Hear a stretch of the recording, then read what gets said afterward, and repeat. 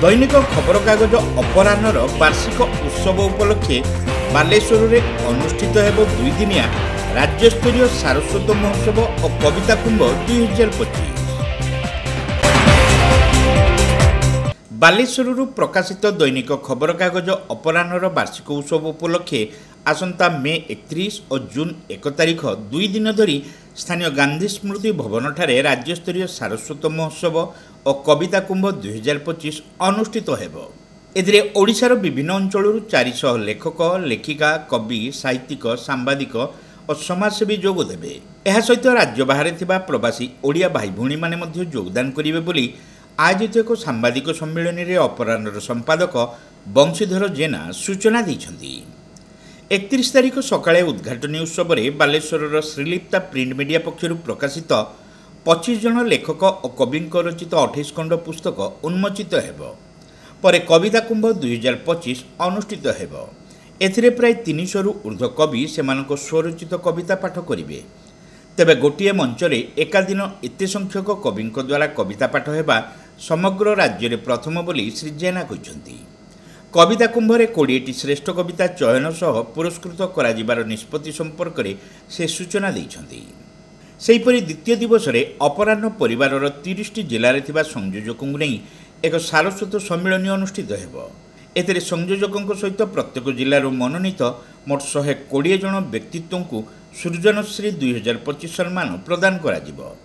2 दिनिया कार्यक्रम में राज्यर वरिष्ठ राजनेता प्रशासक वरिष्ठ लेखक कवि गाल्पिक स्तंभकार प्रमुख जोगदेवे बोली श्री जेना प्रकाश करिसेंती।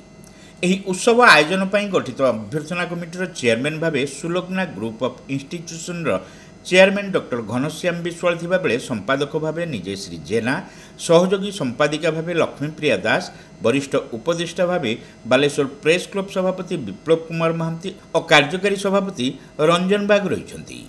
सहयोगी सदस्य भावे राधावल्लभ मंडल, संगमित्रा महांती, अंजन कुमार दास, सुशांत प्रधान, मनोज कुमार भूया, समरेन्द्र बारिक, आर्यवत दास, सुचिस्मिता कर, आशीष सेठी, रश्मिता प्रमाणिक प्रमुख रही बोली श्री जेना सूचना दैछन्ती। अन्य मध्य बालेश्वर प्रेस क्लब सभापति श्री महांती और कार्यकारी सभापति श्री बाग एही सांबादिक सम्मेलन में उपस्थित थिले। मैं अपराह्न परिवार पक्षर अपराह्न संवाद परिवार पक्षर सारा राज्य में आम सारस्वत कार्यक्रम जारी रखीचु।